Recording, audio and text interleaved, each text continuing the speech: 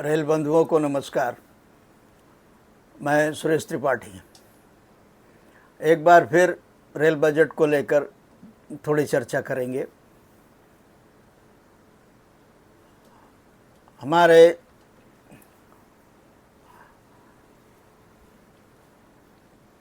सहयोगी जो जयपुर में राजस्थान में हैं,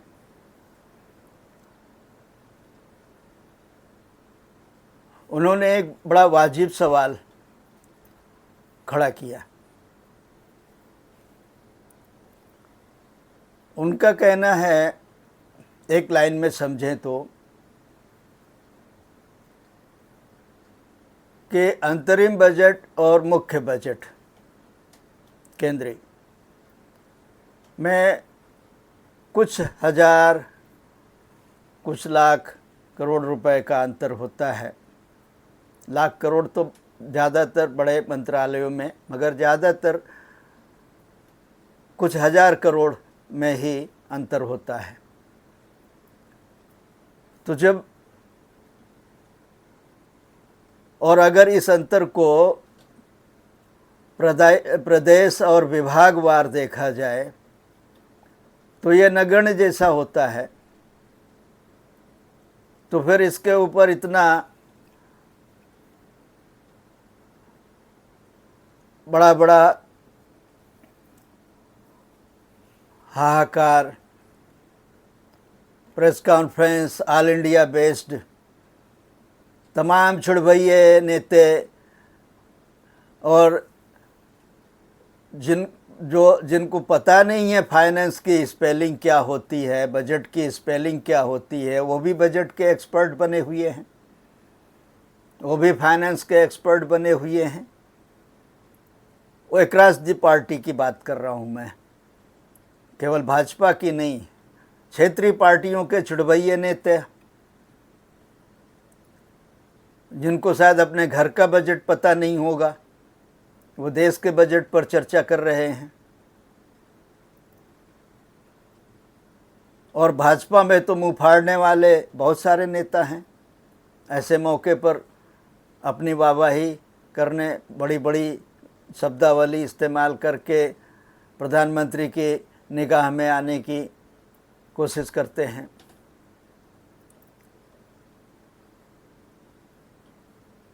ये प्रवृत्ति बीजेपी में ज़्यादा है बस दूसरे राजनीतिक दलों के।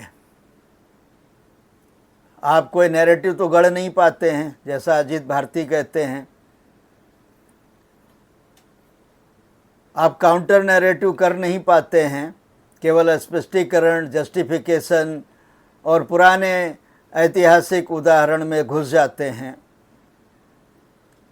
और वहीं लिपट के रह जाते हैं और आपका हंसी का पात्र बन जाते हैं। खैर, हमारे जो सहयोगी हैं जयपुर वाले, वो कहते हैं कि अंतरिम बजट और मूल बजट में रेलवे के आवंटन को लेकर कितना फ़र्क है, या क्या बाद में इसकी जानकारी रेलवे सार्वजनिक नहीं करता है।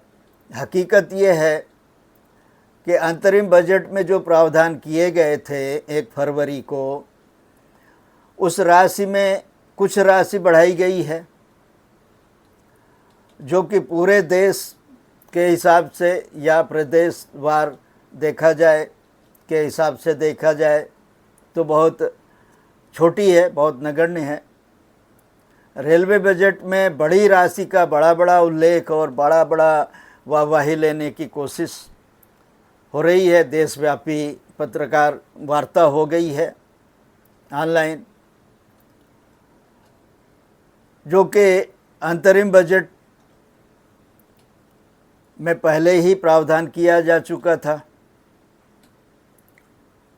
2,62,200 करोड़ रुपए जो मिले हैं,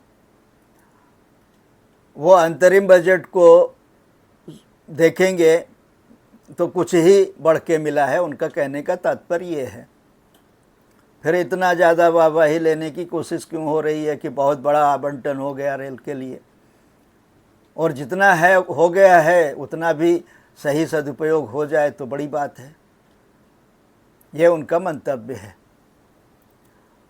वो आगे कहते हैं, रेल मंत्री हर प्रदेश की राशि का उल्लेख करते हुए बयान कर रहे हैं या बखान कर रहे हैं कि मोदी जी ने हर राज्य को कितना पैसा दिया है। ये पैसा तो 1 फरवरी को ही आवंटित हो गया था, बजट में दिया जा चुका था, तो अब फिर किस बात का बखान किया जा रहा है और कौन आपकी बात मान रहा है, ये भी एक बड़ा सवाल है। कौन आपके बखान को सुन रहा है? वो मना स्थिति में नहीं है इस सुनने की। दूसरा, वो कहते हैं 1 फरवरी को जो अंतरिम बजट पेश हुआ था राजस्थान के संदर्भ में, कहते हैं राजस्थान के रेल विकास को लेकर वो था 9,583 करोड़ रुपए। तब भी यही कहा गया था कि ये रिकॉर्ड बजट आवंटन हुआ है राजस्थान के लिए रेल का। मगर अब 5 महीने बाद वो कहते हैं, अब अगर 5 महीने बाद अंतरिम बजट और मूल बजट के अंतर को देखें तो ये केवल 400 करोड़ रुपए की बढ़ोतरी हुई है। फिर ऐसी आपाधापी क्यों मची हुई है कि आपने बहुत बड़ा परोपकार कर दिया, एहसान कर दिया राज्यों के ऊपर या जनता के ऊपर। माना कि आपने कर दिया तो भी क्या ये सही सदुपयोग हो पाएगा?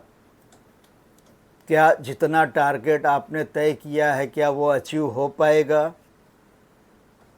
ये एक बड़ा सवाल है।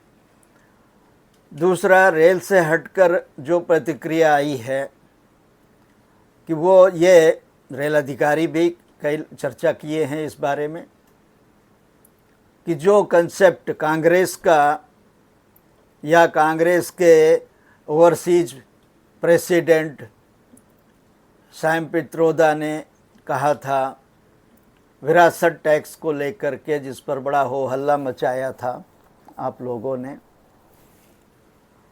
आपने इस बजट में भी ऐसा ही कुछ प्रावधान किया है कि हमने आज अगर 10 लाख की कोई प्रॉपर्टी खरीदी है और 20 साल बाद अगर उसकी कीमत, तत्कालीन कीमत मार्केट प्राइस के हिसाब से 1 करोड़ हो जाती है तो हमें उसके लिए 90 लाख पर प्रॉपर्टी टैक्स देना पड़ेगा। ये मंतव्य चर्चा में है इस बजट के बाद और ये कहा जा रहा है कि आप भी उसी लाइन पर हैं। जिस तरह कांग्रेस और बाकी क्षेत्रीय पार्टियां एक पर्टिकुलर धर्म को लेकर हावी हैं, उसके खिलाफ, उसके प्रतीक चिन्हों के खिलाफ बयानबाजी करते रहते हैं, दोषारोपण करते रहते हैं, घृणा पैदा करते हैं, नफरत फैलाते हैं और जो बहुसंख्यक आबादी है उसको डिप्रेस करते हैं, जैसे कि 75 सालों से होती आ रही है। आपके आने के बाद में उसमें थोड़ा उत्साह आया कि हाँ उसकी बात भी सुनी जाएगी, उसके ऊपर अन्याय नहीं होगा, मगर ऐसा नहीं हुआ। और अब इस बजट के बाद में और ख़ास तौर पर इस प्रावधान के बाद हमारे मन में ये विचार आने लगा है कि आप भी उसी राह पर चल रहे हैं और जनता को गुमराह कर रहे हैं, ख़ास तौर पर बहुसंख्यक जनता जो आपकी सपोर्टर है।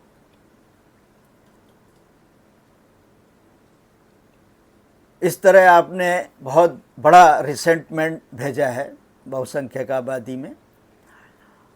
आप उसके खिलाफ जो कानून बनाए गए, कानून बना के उसको प्रतिबंधित किया गया और दूसरे वर्ग को कानूनन पूरी हेल्प की गई, पूरी सहायता दी गई, पूरी तरह से मजबूत किया गया।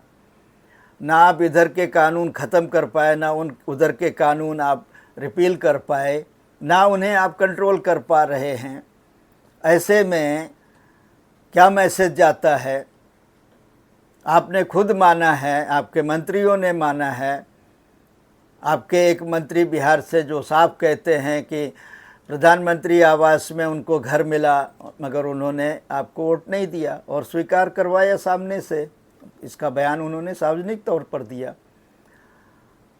4 करोड़ जो आपने या 25 करोड़ जो भी आपने बनाए पिछले कार्यकाल में 5 साल में, उसके 35% 40% उसका लाभ इस वर्ग को मिला, जिसका 1% भी, 1 वोट भी आपको नहीं मिला। दूसरी तरफ आपने फिर से पहली फाइल साइन किया पीएम का, तीसरी टर्म का चार्ज संभालते ही कि और 3 करोड़ पीएम आवास बनाए जाएंगे। अब आप खुद सोचिए कि इसमें बिना टर्म्स कंडीशन के आपने जो नीति चला रखी है, उसका मैक्सिमम फ़ायदा किस वर्ग को मिल रहा है, और वो वर्ग अपनी मनमानी पर उतारू है। उसको देश का संविधान नहीं मानना है, देश का कानून नहीं मानना है, और आप कि कर्तव्य विमूढ़ हैं, आप कुछ करने की स्थिति में नहीं हैं। ऐसे में एक मैसेज ये जा रहा है कि आप में और अन्य पार्टियों में कोई अंतर नहीं है। आप अपने घोषित कार्यक्रम जो आपने घोषणा पत्र में दिया, वो आप लागू नहीं कर पा रहे हैं, और जो लागू करने का प्रयास कर रहे हैं आपके मुख्यमंत्री, उनको आप साजिशों का शिकार करवा रहे हैं, और एक भ्रम की स्थिति पैदा हो रही है देश भर में। यह उचित नहीं है। इन तमाम चीज़ों पर प्रधानमंत्री को, भाजपा के नेतृत्व को और जो उसकी सहयोगी संस्थाएं हैं, विचार मंथन करना चाहिए। ये सेंटिमेंट जनता का है, जो आपका सपोर्टर है, आपका शुभचिंतक हैं आपके। इसलिए इस पर विचार करेंगे, ध्यान देंगे तो ज़्यादा अच्छा होगा।